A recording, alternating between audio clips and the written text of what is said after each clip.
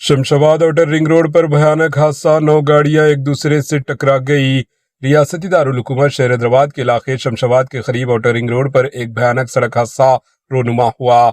इस हादसे में 9 कारें एक के बाद एक आपस में टकरा गई, जिसके नतीजे में गाड़ियों को जुज़वी तौर पर नुकसान पहुंचा। खुशकिस्मती से तमाम मुसाफिर मामूली जख्मी हुए और बड़ी जानलेवा चोट से बच गए।